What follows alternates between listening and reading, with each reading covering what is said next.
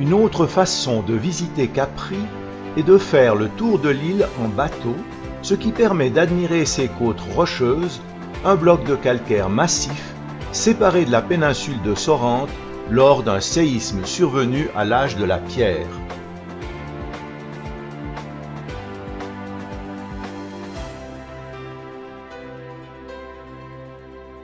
Cette roche karstique très friable a conduit ici à un éboulement, tuant un pêcheur qui se trouvait sur les lieux.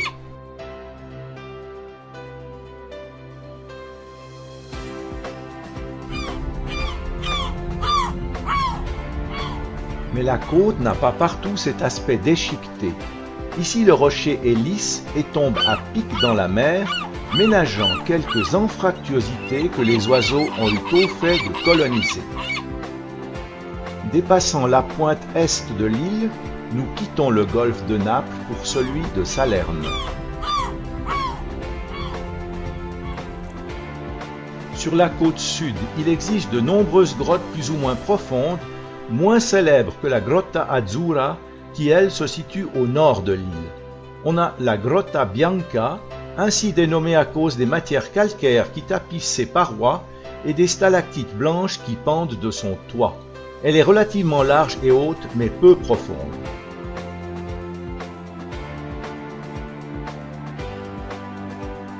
L'imagination du voyageur peut trouver des formes particulières aux récifs qu'il croise sur son chemin.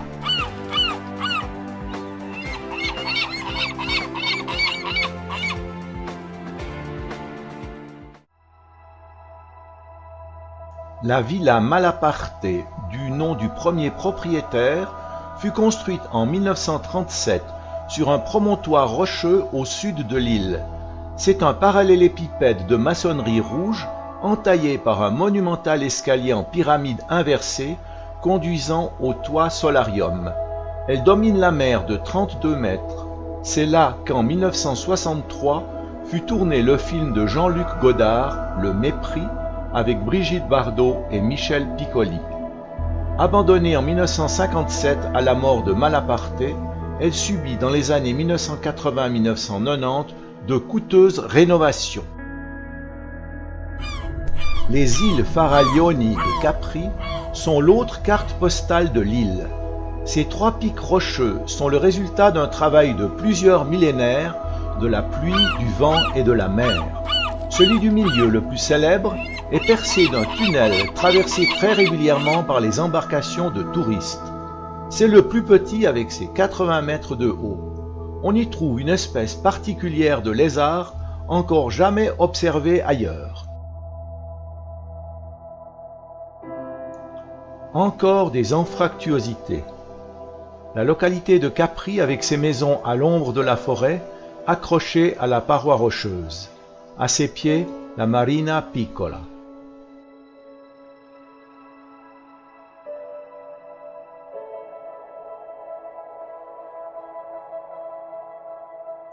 Depuis ici, on voit parfaitement à gauche des îles Faraglioni, le mont Tibère, du nom de cet empereur romain qui quitta le pouvoir pour venir vivre dans la quiétude de cette île.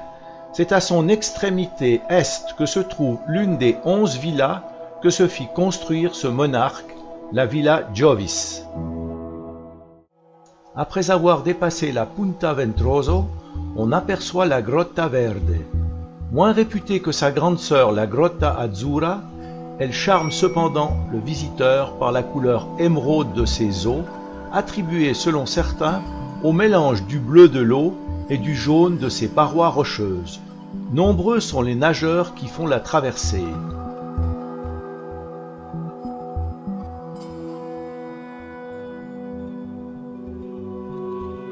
Et la croisière se poursuit en direction de l'ouest. À distance du rivage, l'eau a retrouvé sa couleur bleue intense. À l'intérieur du bateau, les passagers restent prudemment assis, bercés par les vagues qui ont subitement grossi.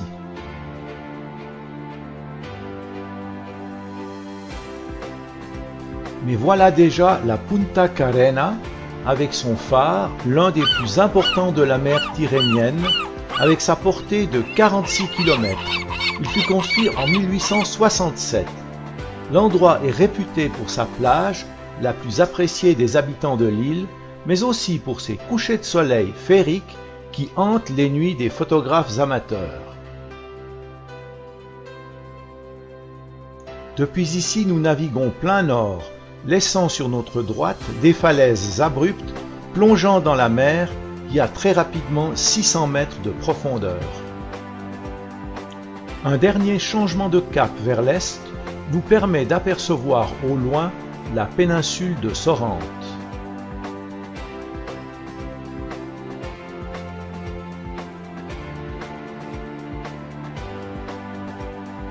Nous voilà dans une petite crique au fond de laquelle se situe la Grotta Azzurra.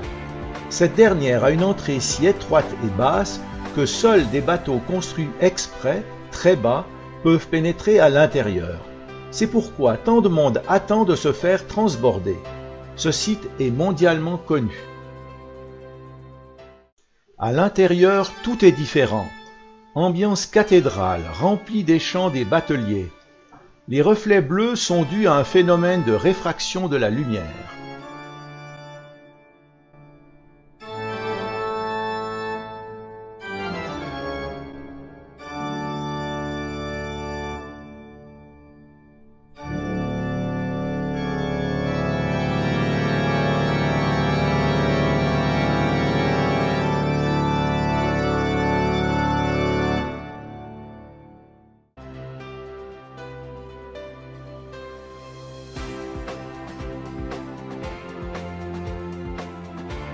Sur la droite, les falaises au-dessus desquelles se trouve Anacapri. La boucle est bouclée. Retour à Capri à la Marina Grande. Le tour de l'île a pris environ 1h30. J'espère que vous avez apprécié pour vous donner l'envie de venir ici ou d'y revenir pour faire mentir la chanson d'Hervé Villard, Capri c'est fini.